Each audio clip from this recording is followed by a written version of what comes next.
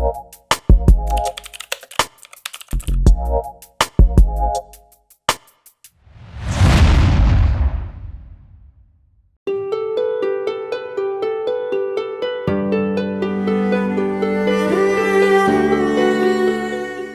किसी भी काम को करने या किसी भी लक्ष्य को हासिल करने के लिए मार्ग में हजारों कठिनाइयों का सामना करना पड़ेगा।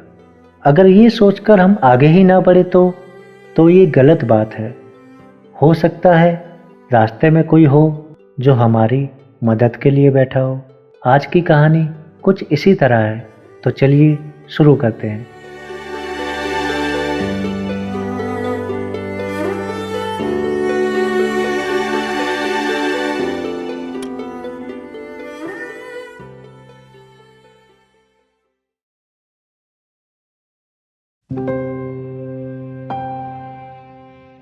एक नौजवान लड़का था, काफी महीनों से बेरोजगार था।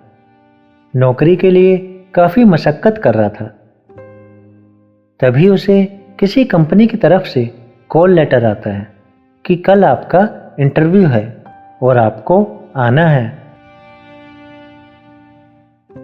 जब उस लड़के ने यह पढ़ा तो वह लड़का बहुत परेशान हो गया, क्योंकि जिस जगह उसको इंटरव्यू के लिए जाना था वह जगह उसके घर से तकरीबन 50 से 60 किलोमीटर दूर था और वह बहुत गरीब परिवार से था। इसीलिए उसके पास जाने के लिए भी पैसे नहीं थे, लेकिन उसको जाना तो था। नौकरी उसके लिए बहुत जरूरी थी। जैसे तैसे उसने 50 रुपए का इंतजाम किया और फिर वो घर से निकल पड़ा। वो बहुत दुखी था, क्योंकि टिकट के लिए जितने पैसे उसके पास होने चाहिए थे उसके पास नहीं थे। तभी उसको पास में एक मंदिर दिखाई देता है और वह उस मंदिर की तरफ चला जाता है।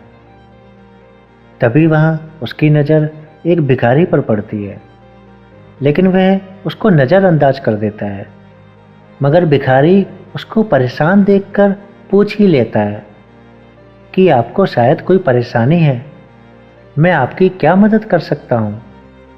लेकिन वह लड़का उसको कुछ नहीं बताता। वह सोचता है कि ये भिखारी खुद मांग कर खा रहा है, ये मेरी क्या मदद कर पाएगा। लेकिन भिखारी बहुत बूढ़ा था।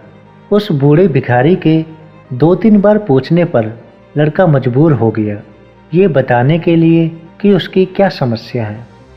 भिखारी उसकी समस्या सुनकर बोला, तुम ये 500 रुपये लो और जाओ अपना इंटरव्यू दो। वैसे भी मैं सिर्फ दवाई के लिए पैसे इकट्ठे करता हूँ और जो बचते हैं उनको दान पेटी में डाल देता हूँ।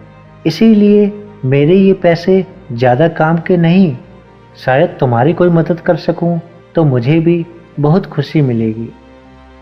भिखारी की बात सुनकर वह लड़का भिखारी से पैसे लेकर वहाँ से चला गया और इंटरव्यू में सेलेक्ट होकर जब वो वापस भिखारी से मिलने आया तो वहाँ लोगों की भीड़ लगी हुई थी। उसने पास जाकर देखा तो वही भिखारी था। लोगों ने कहा इसके पास दवाई के लिए पैसे नहीं थे, इसीलिए आज की दवा ना लेने की वजह से ये चल बसा।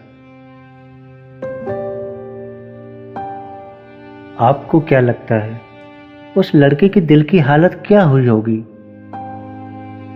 वही जो अभी हमारी हो रही है।